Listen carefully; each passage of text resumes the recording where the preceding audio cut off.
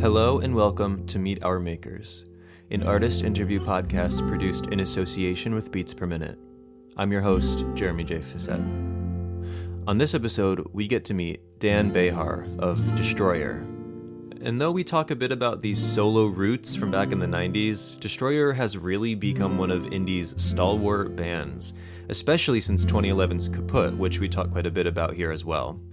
In this chat, we talk about his newest record, Labyrinthitis, his musical process, his ideas, what inspires him, what moves him, stream of consciousness lyricism, and more. We talk about how Destroyer's past informs, or doesn't, Destroyer's present. We talk about memory, living in a song, living through a song, and much, much more. I hope you enjoy the chat. Dan was just as nonchalant, cool and collected, dryly funny as you'd probably imagine if you've been a fan of any of his records along the way. I know I had a good time talking to him. So thank you for listening. Please enjoy. This is me meeting Dan Bejar.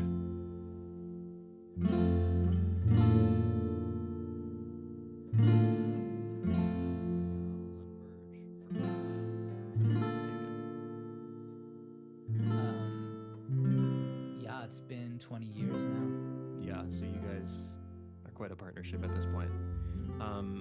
How does it feel to have the record about to come out? I mean, you did put a new record out not too long ago at the cusp of the pandemic. Have We Met in 2020, kind of right before everything shut down. And now you have this new one coming out when a lot of people are trying to act like things are kind of over. So how does it feel to kind of have that quick turnaround, especially now, to have this record coming out now? Well, I mean, I think the gap's pretty standard. I think it's, 2 years and 2 months or something, which is not too strange in Destroyer world. Maybe the gap between Ken and Have We Met was 2 years and 3 months. More or less the same, but for some reason the last 2 years make it seem kind of a special version of 2 years. Yeah, maybe that's all it is. This like weird warped. Yeah, could have something to do with it. So in fact, Have We Met feels like it happened in a completely different decade. Maybe in the early 2000s, as far as I'm concerned. And as far as entering the world, I'm kind of with everyone else. I don't really know, we're going to go on tour and live on a bus for a month and travel around North America in 6 or 7 weeks. And that's pretty strange to say, just to say the words, let alone trying to picture what it's going to be like. When's the last time you toured? I played a few shows with the New Pornographers, who I don't normally make music with, but it was kind of a anniversary tour of our first album. Oh yeah. So I did that in the fall, and that was really strange. Strange to be in front of people. And you guys, that's a big group. So there's a lot of people even on stage. Yeah, it's a lot of people on stage. Quite strict COVID protocols, which is probably the only reason why we all got home without getting sick. Because I think if that tour had happened like a week later, the whole thing would have been canceled because of Omicron. Oh yeah. But so like a lot of just living in green rooms and hotel rooms and not engaging with society whatsoever. So completely unlike any version of touring that I know. Yeah. I don't know if the upcoming tour will be quite as futuristic as that. But we'll see, I mean, but the record wasn't made thinking about any of these things. It was made in the same way that all the other ones are made, just in the bubble of your mind. I'm sure like the outside world affects what you make, but I have a hard time projecting past the record itself. Yeah. So, I mean, it's not like you wrote like a COVID album. I don't think so. I mean, in a lot of ways, Have We Met scans to me is a lot more like a COVID record than this new one. Excepting I didn't know what COVID was then because it didn't really exist when I was making it. But Yeah. I mean, Labyrinthitis to me seems kind of terminally upbeat tempo wise, in a really strange way for Destroyer, which might indicate some kind of like psychic breakdown due to whatever the last 2 years. It seems really agitated. A really agitated record. It seems like kind of cartoonish. And so in comparison, the record that came before it, even though it was kind of dark in its own way, seems quite comforting actually. Yeah, I've listened to Labyrinthitis a couple times today to prep for speaking with you. I don't know if I would have called it agitated, but I do see what you mean. I mean, there is kind of like a tick, tick, tick, tick kind of attitude to it for most of it. It does open quite dreamily, I would say. Yeah. The first track is kind of this long, dreamy, almost like ambient rock kind of song. Yes. I feel like the first song and the last song are kind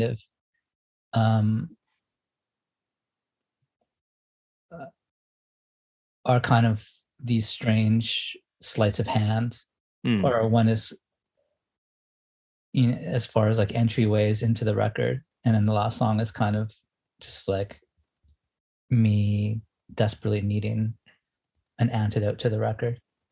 Yeah, because the last song we should probably point out, I believe it's the only one with pretty much just you and guitar. Yeah, I just recorded that one by myself really fast. Yeah. So the rest of the record, for those who haven't heard it yet, it is a pretty dense record. There's a lot of sound, a lot of rhythm, tons of different textures. Even on that first track, there's a lot of textural elements to it. And then you leave us on this very, very solemn note almost. Yeah, I mean, it's a solemn song, though it kind of turns into a sing-along. I guess you can sing along to a solemn song, I guess, is the moral of the story. I guess it's a sad song, but it feels like it comes from some kind of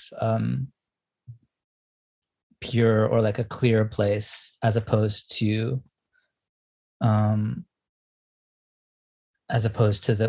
songs that came before, which seemed to me desperately confused.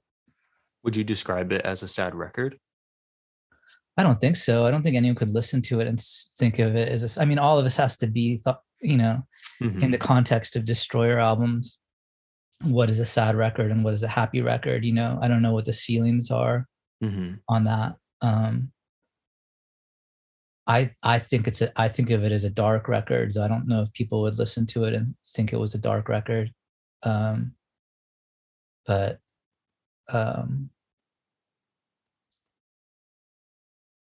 yeah, I mean, the singer seems lost in a fog more than usual.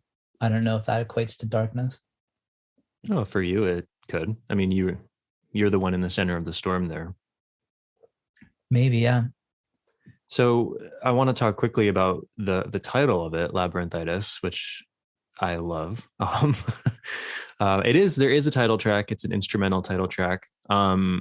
Which I noticed after the fact is actually your second instrumental title track in a row. I don't know if that's just an accident. No, I thought I was thinking of trying to start a tradition. I don't know. I dig it. Yeah, I'm into it too. It kind of takes the pressure off the weight of having a title track, I think, because I feel like a lot of times people look to the title track of an album and think, okay, well, how is this topically, like a beacon for the rest of the record? But maybe it doesn't really have to do with that. I definitely didn't want anything that I said to sully the idea of what the title might be on Have We Met or on Labyrinthitis. Right. So what does that title mean to you, and how do you think it's a fitting one for these songs? I mean, usually when I pick a title, it's almost just like I almost pick it visually. I don't know if other people have that. relationship to letters and words, but it's almost always just how it strikes me looking on a page. Labyrinthitis was kind of a weird word. I came across it in a strange way. It seemed made up, it seems like a fake word. Yeah, it does. Like it seems like a word that like Italo Calvino or someone like that would come up with, like a fake affliction or a fake disease, to be addicted to mazes, or to be to chronically turn left when you should turn right or something. But I don't know, it also just like implies disorientation, and I guess in real life also it implies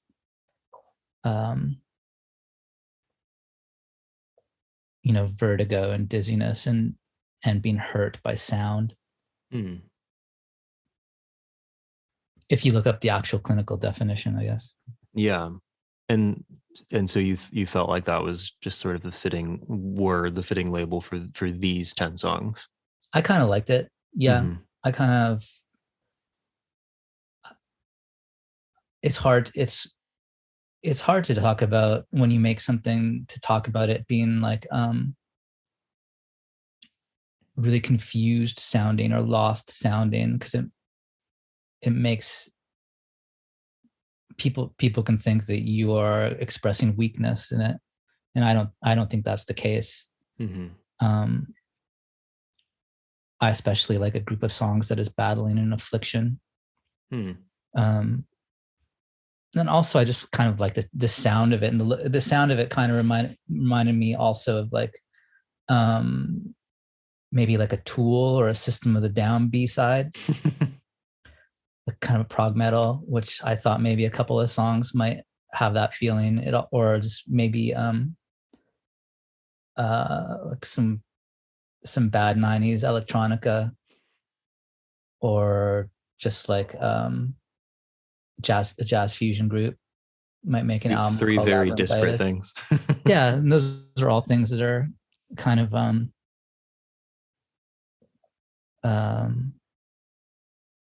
interest me for different reasons. So with this record, or maybe just in general, one thing I've always been curious with your work with Destroyer and kind of elsewhere too, is based in the lyrical front, because I'm a very sort of lyrics centered listener. And so I was listening to this new record today, and it is very, and it is a Destroyer record. It is a Dan Bejar record, in that I feel like a lot of the lyrics seem pretty stream of consciousness or very imagistic. It's kind of hard to pin any of them down. How do you generally come up with your lyrics? Are they in fact stream of consciousness, or do you actually kind of really deliberately consider them? I mean, I deliberately consider them in the moment that I write them down. And I'll deliberately consider not writing them down if they seem lame. And then again, when I'm stringing them together, there's certain words or lines that talk to other lines in ways that other ones don't. Yeah. And then there's also a third thing, which is how singable the line seems, like how lyrical in the kind of traditional sense of lyric is the line. How melodic is the language, which do you is come like up with lyrics later? I'm sorry? Do you come up with lyrics later after the music is all done? No, of course not. I mean, that's what 99% of people do, but I can't work on a song until I can sing it from the very beginning to the very end. I need the lyric and the vocal melody. And then I'll start thinking about very basic things like chords. Oh, so you would like come up with a vocal melody first? Yeah, that's kind of new. That's me in the last 12 years. Okay. Generally, if my work can't be done a cappella, then it's not something I'm going to work on. Like I have to be able to sing it from beginning to end, and then the toil begins after that. The toil meaning music. So do you think of your lyrics narratively? Do you think your lyrics are a narrative, or do you kind of just piece together images that you think feel kind of a piece? I mean, there's always more. I don't know if there's stories running through my mind, but there's always situations. I mean, I think I repeat myself lots. I hope I do, because I know my hangups, and there's not that many of them. There's probably 4 or 5.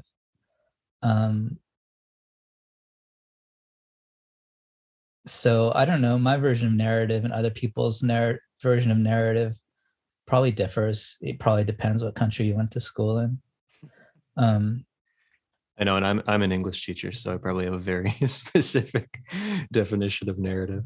I find that if you put 4 images together, that's a narrative. Sure.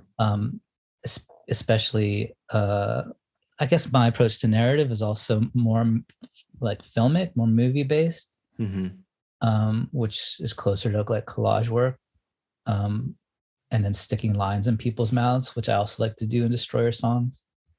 Yeah, I was going to ask how hard often to have different characters because there's only one singer, but I think there's different characters. Yeah, I was actually going to ask how often you'd say the speaker in your songs is even you, specifically Dan Bejar. Oh man, like on Labyrinthitis, I don't know if I'm there. Yeah, it's you're just like a conduit. Half of the songs are kind of like the singer. Not that I'm super likable, but the singer is like kind of a villain, or like a petty, like a kind of like a petty villain. It's funny you say that, because I wrote down 2 lines that I think stood out to me and really fit what you just said.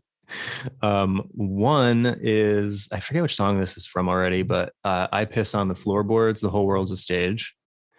From Eat the Wine, Drink the Bread. Right. Okay. And then this one I think is from the 3rd track, June. A snow angel's just a fucking idiot someone made in the snow. Yeah, lots of mean lines in that one. Right. Just like petty. That's a good word for it. Punching way below my weight.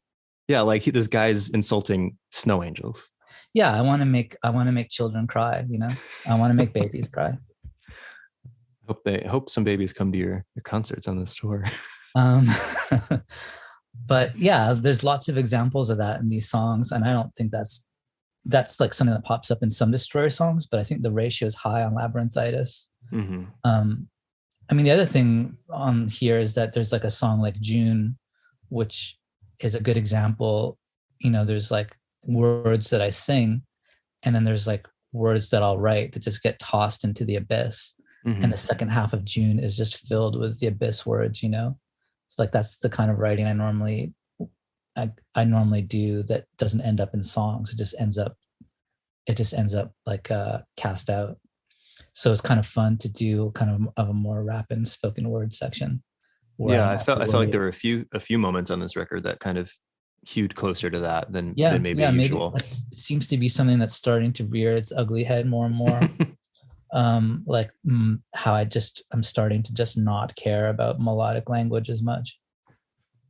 I mean, your lyrics, at least as long as I've been a listener of Destroyer's music, which probably goes back to, I don't know, Trouble in Dreams era time Destroyer. Your lyrics are very wordy. You're a very sort of literary, I think, lyricist. So it seems like maybe you've gotten to the point where you can figure out how to fit your specific vernacular, your kind of language into a line within a meter, within a melody. And maybe now you're like, fuck it, I'm going to throw that away. Maybe. Yeah. I mean, I think if you compare what I've done in the 2010s compared to the 2000s, the big shift was the word count, probably like, I think I'd be surprised if Kaput had even half the amount of words that Trouble in Dreams had. Despite having some really long songs. I'm sorry? So despite having some really long songs too. Has a lot of really long songs and a lot of ambient instrumental passages. And really, aside from the song Bay of Pigs and the song Suicide Demo for Kara Walker, which I co-wrote with someone, most of the songs are just like 2 or 3 couplets, just like little sayings. There's nothing that compares to, some of the longer songs on Rubies or Trouble in Dreams. And so that's kind of a path I've been going down for, I don't know, a decade. And it feels like, and maybe I need to like forsake that path a little bit. And you mentioned a big shift from your 2000s to 2010s output being word count, but another on the outside anyway, another shift was sonically. A lot seemed to have shifted. Like Trouble in Dreams was there's a lot of acoustic instrumentation, and then Kaput, which was sort of a oddly kind of a turning point for Destroyer in terms of like visibility or reception. It felt like that Kaput came out. Yeah. And there was like, you had been around already for 15, 16 years, probably by that point. And of course you had gained a following. Absolutely. But for some reason, Kaput shifted the narrative a little bit. And Kaput was full of synths and horns and sort of dreamy, atmospheric stuff that did kind of, it came up a little bit on past Destroyer records, but it does seem like since Kaput, you've been really exploring with electronic textures and synths and beats. So, yeah, I mean, I know you did famously use fake instrumentation for your blues, but what is it about these toys and these electronics and this technology that kind of keeps you interested? I mean, and Kaput was done was a very specific project, and there was a sound in mind, and it was those instruments.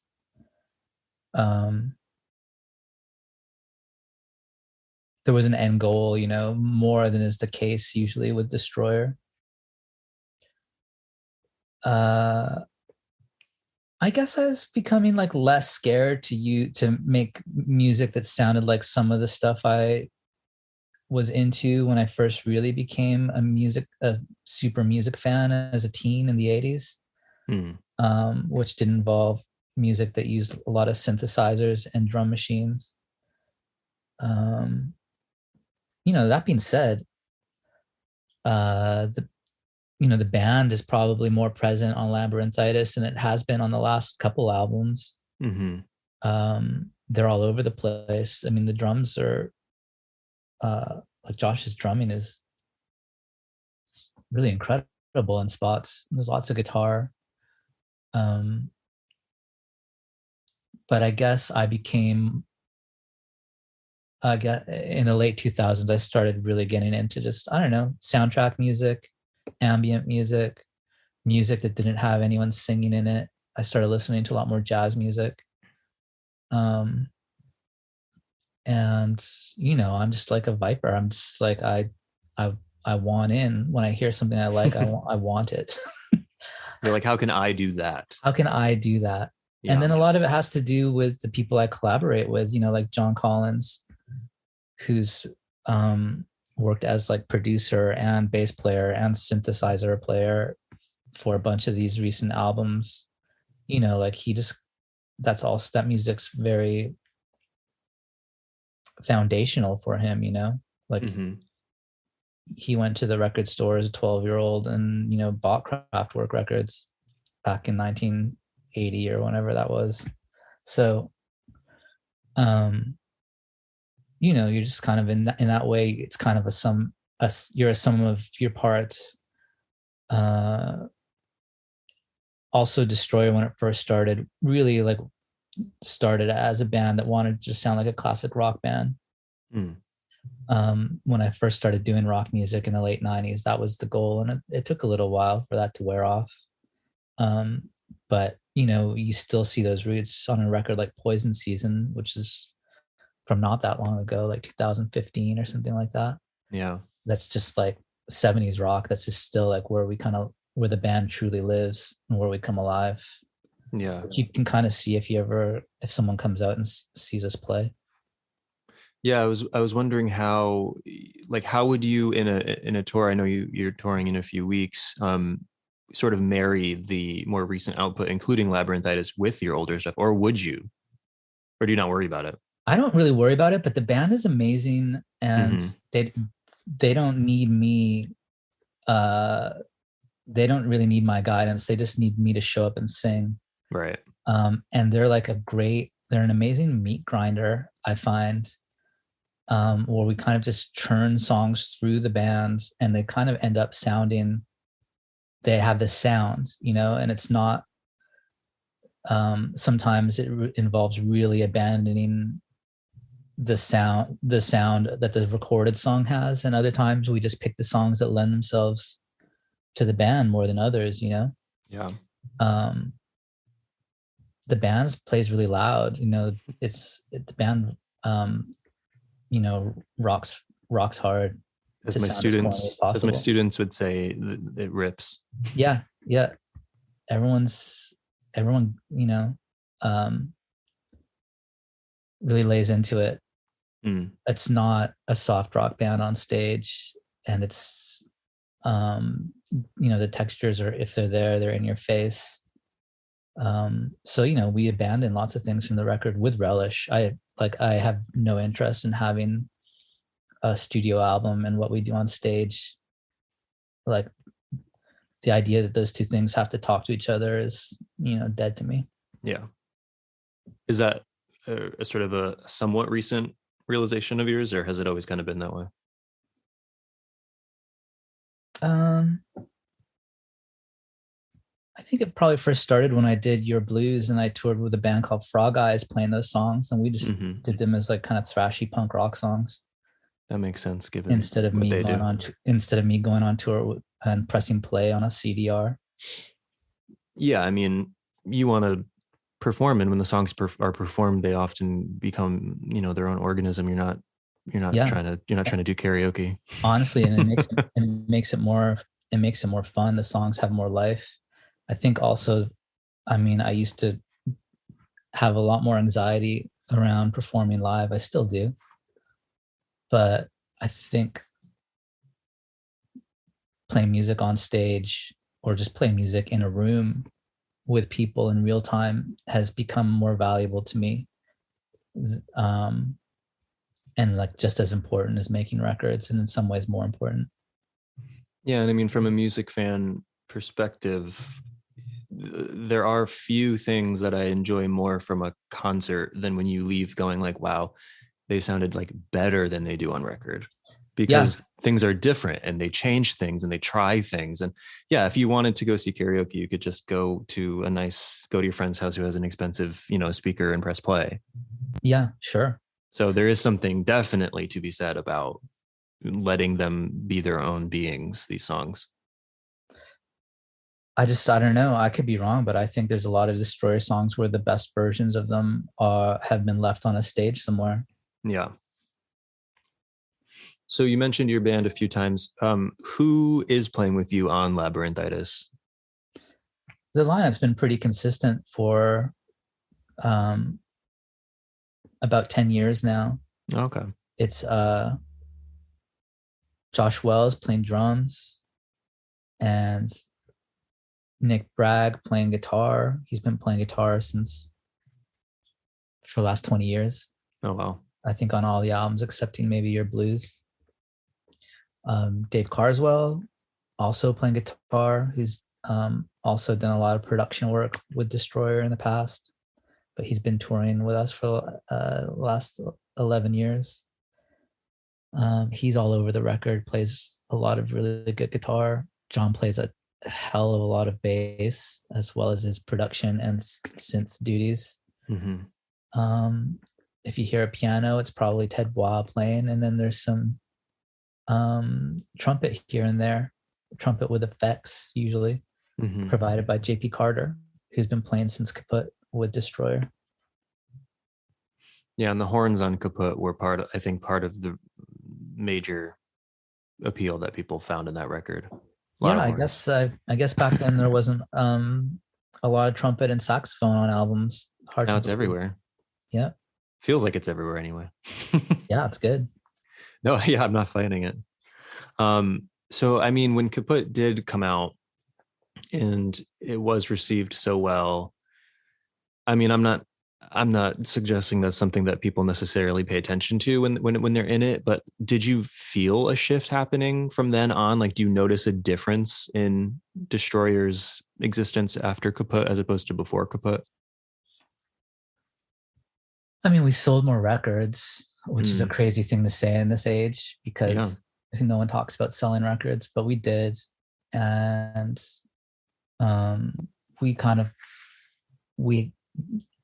I guess we got an audience in Europe for the first time ever. So we started spending more time going over there. Really, that was for the first time ever. You know, some stuff where you're doing things that strike you as strange or just like, wow, I really don't belong here. But let's just do it. So you end up playing on television or you end up playing like some massive festival. And we did that for a little while, but you know, it's pretty hard to be sideswiped by stuff on album 9 when you're pushing 40, you know. I'll say it probably would have been a lot different if it had happened, you know, 10 or 12 or 15 years earlier. Yeah. But I was pretty set, pretty stuck in my ways by then. So I had it in me to, you know, to mismanage our way out of any kind of momentum that built as far as like mainstream stuff goes. I mean, Destroyer, I think you guys got more fans, you sold more records around the kaput, maybe into the Poison season era. But I mean, you're never going to be like the mainstream pop band. Yeah, no, I mean, which is fine. Aside from being on the radio, it's just like it doesn't make any sense to even talk that way. But just not even that, but just doing I don't know, there's just basic like popular college rock shit that we just didn't really do or didn't really appeal as. So, you know, that stuff is really just a distraction. You really only notice it when you're on tour. Yeah. When it comes to making records, the process is still really, you know, hermetic. For me anyway. Yeah. Just kind of the world. Yeah, I don't know. It's not really something that it doesn't really fuel you to do anything. Right. Maybe it does for some people, but for me, it just didn't. I wasn't really jacked on it.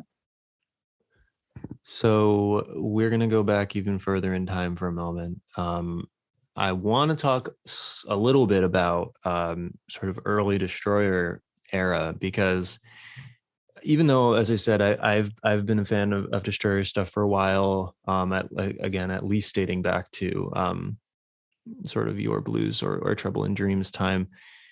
Destroyer's been around for like 26 years at this point. Really? Yeah, I was looking. Yeah, that's true. Yes, that's kind of what I was like. That had not computed wow. for me. Yeah. You know, your debut record came out of just over 25 years ago. We'll Build Them a Golden Bridge, which was, if I'm not mistaken, just you at that point. That was just me with a 4-track, and yeah, that came out spring of '96, I guess. So coming on 26 years ago. So I guess my question then, my curiosity is then, when did that become what we know as Destroyer? Like, when did you say, okay, this is like, truly, this is going to be what I keep doing, and let's bring more people into it?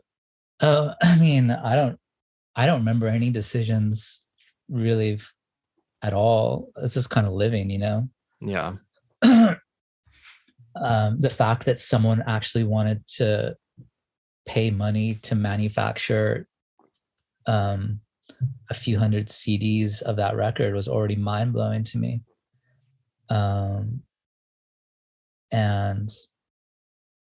then they paid a few $100 for me to go into a basement studio and like to go into to quote unquote properly record the follow-up, which is City of Daughters, which, even though there's songs on the first Destroyer album which I think have their merit, and there's like a couple that the New Pornographers covered on their album on Mass Romantic and Twin Cinema, I see City of Daughters, the second album, as like the kind of first one from which I can like draw a through line from that to what I'm doing now.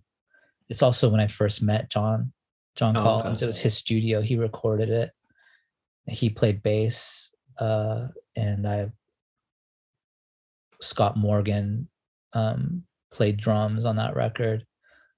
He would go on to play drums on Thief and Street Hawk, and also Destroyer's Rubies. So I don't know. I listened to the second Destroyer album and I can hear the template for things that came later. But it wasn't some conscious move of now it's my time to take over the world, because that sure didn't happen, Was that ever even your goal? No, of course not. No. I mean, I didn't know anyone who lived off music. That was like something you'd see on television. It seems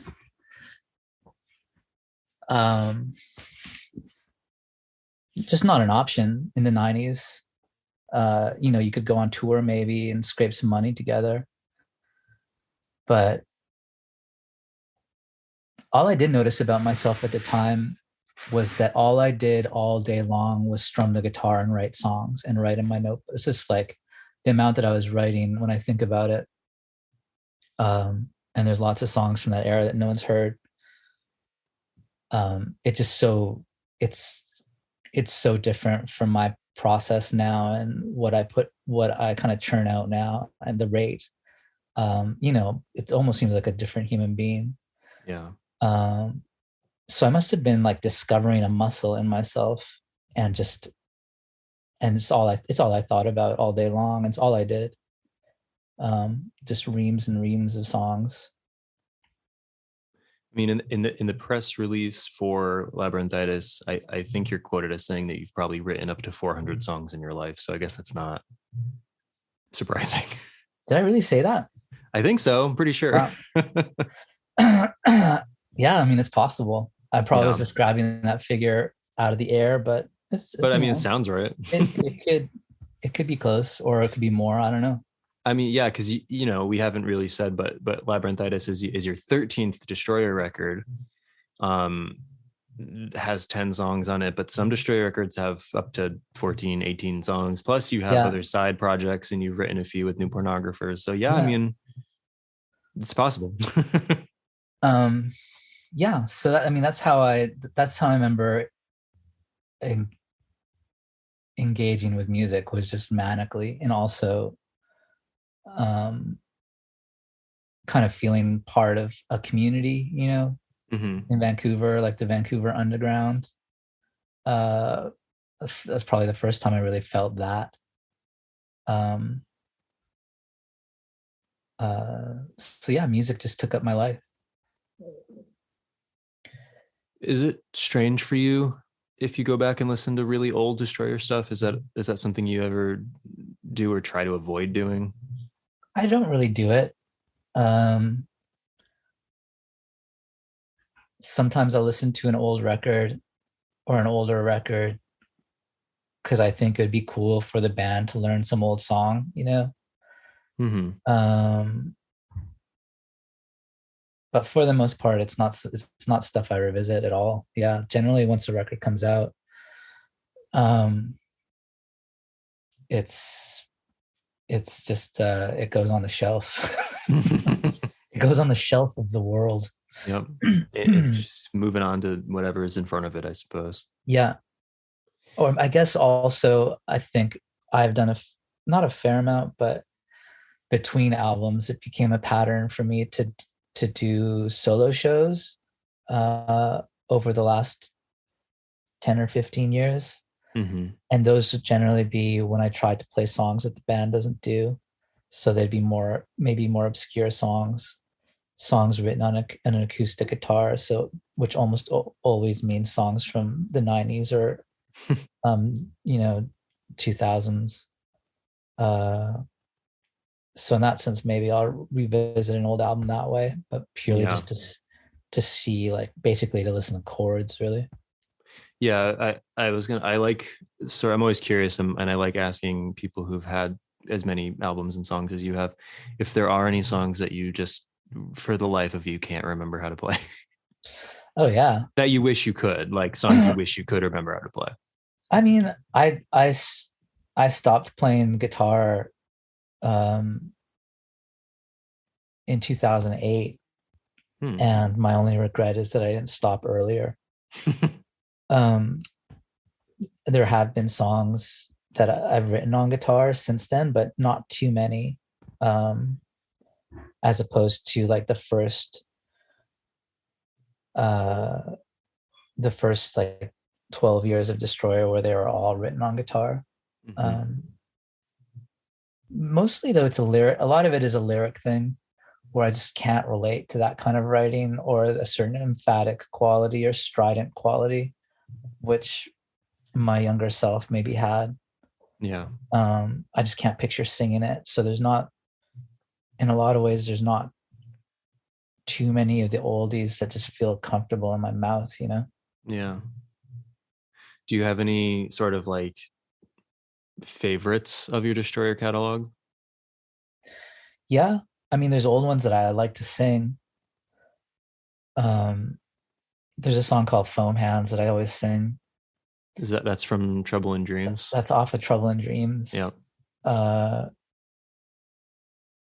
you know, I would always end solo shows with a song called Don't Become the Thing You Hated off Your Blues. Mm-hmm. There's a song off your blues called Certain Things You Ought to Know. I think it's the Yeah. last track. And That's one of my favorite songs of yours. I think that's one of my favorite songs. Yeah. I'm basically always trying to get back to that song. Mm. Um, it's not like a style of song that I think people associate with me, or it's not really like, if I have a name, it's not through songs like that. Yeah. But it's kind of like the germ of a lot of the kind of more recent music I've made in some ways. Did you ever expect Destroyer to still be going this strong and still receiving solid continued praise 25 plus years on? Well, I mean, in my defense, it took a few years to receive any praise whatsoever. So that Sure. helps. Yeah. I think a late start, a lot of it, it's been a very like slow incline from, a few people in Vancouver, literally like a handful of people in Vancouver being into it, to then maybe like a few people in Canada, and then some college radio in the States uh, getting into it. And then, like a couple of people at Other Music here in New York. And then one of them works there and wants to put out the record. This stuff like that. Yeah. It took a while before I was just not just the weirdo and the new pornographers. Um, Oh, here comes another Dan song. exactly. And then like there'd be records that, there was a lot of like, um, you know, someone would really like Street Hawk, and then someone would really like This Night, and then someone would really like Your Blues, and none of them would agree. Mm-hmm. They'd all like hate the one that came before it or the one that came after it. And then finally with like Rubies, we kind of found an audience through just everyone being able to agree that that record didn't suck. um, and it kind of created a bit of momentum for us. And wasn't really till then. It wasn't till 2006 in that album that I thought, oh, this is maybe sustainable. Mm-hmm. Which is pretty late. That's album 6, Of 13. or maybe that's album 7. I can't even remember. But uh, the idea, I'm turning 50 in a few months, and the idea of still like going out and having people showing up to shows, or people like, bothering to write about the records, seems like it seems like I won the lottery, or it's insane. Yeah, and it's essentially the same project that you've had for half your life at this point. So yeah, I would imagine that's kind of it's pretty strange. Yeah. And yeah. it's the thing that basically I've done for almost the entirety of my adult life. Yeah. And it's still going and morphing in these ways. I mean, I do think about doing something else. I I think it's actually important that I do. I'm just not sure what that else will be, you know. Yeah. It's also funny. I interviewed Spencer Krug last year, and we were talking about names because he's had like 17,000 band names. Yes, he And has. he brought you up because he was like, my friend Dan from Destroyer, like he picked Destroyer, and then that's all he's ever been. He's like, I just stuck with Destroyer. So, Yeah. there is something to that you kind of, you made something when you were young and you stuck to it, even though, in Destroyer's defense, most of your records don't really sound like the one that came before it. Right. I mean, I think they do and they don't. You know, they all have like there's a kind of an idea for each one. But if you look at who I've collaborated with over the last 20 years, it's actually like pretty small group of people, and they all have their own distinct sound, I say. And I definitely have like melodies and chord progressions that I favor and certain kind of words that I favor. If anything, I assume that Destroyer songs are tedious in how consistent they are. But I guess there's like kind of a production concept that jumps around. I don't really know if it's that different from other bands. It's hard to say. Yeah. But that's something that gets talked about, I guess, is that each Destroyer record sounds different from the one before it. I don't know. I always see the consistencies, Yeah, I mean, that might be something that comes quicker to your realizations than it would to people who weren't involved. Probably, yeah. Yeah. Is it easier or how, like, I guess, how different is it for you then when you do write with a group? Like if you do write a New Pornographer song, or back when you were in Swan Lake with Spencer and Carrie Mercer? Like how is that so different? It's hard to say. Like with Swan Lake, that was just like, I mean, those guys really took the reins. I'd be like, here's my song, and then they'd get me to sing it, and then I would kind of hear what they did to it, and I'd like it. Yeah.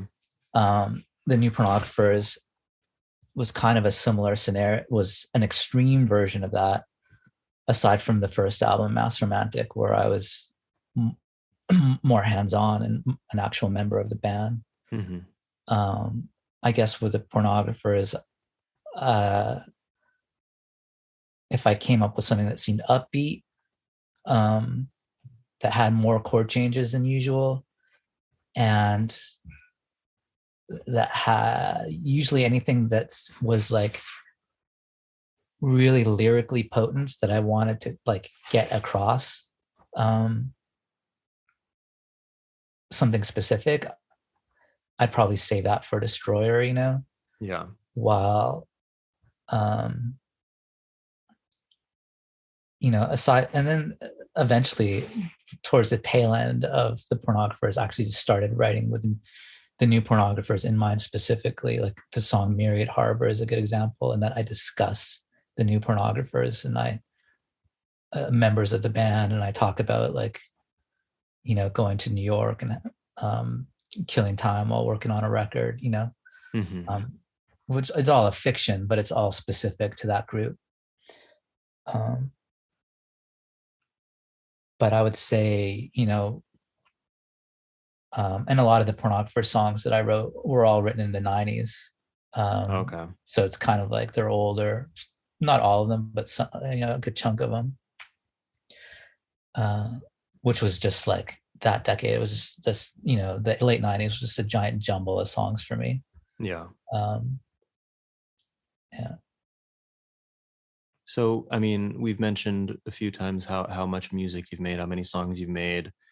You've had like 4 different bands that you've been part of, at least momentarily. So what's something that you actually like haven't tried yet that you hope you can someday, with Destroyer or without Destroyer? Oh, that I haven't tried. Even a style. Yeah. I mean, well, Labyrinthitis was supposed to be a house record. or like Yeah, I was depuff, going to ask, is this you like know? your version of like a dance record? It's not. I don't find it dancing the least. It's not my version of a dance record. Um, I think it would be fun to try my hand at that. But John Collins's fingerprints are all over this album, and the last one, this one especially though, this one I think is like in a lot of ways a very pure expression of his id and what happens when people throw a bunch of music at him, what he does to it.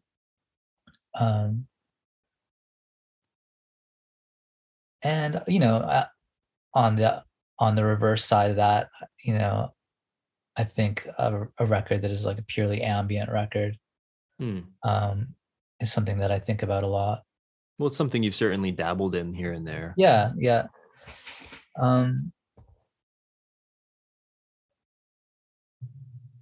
just like maybe music that's has words in it and has something where like, just like I abandon the song form altogether.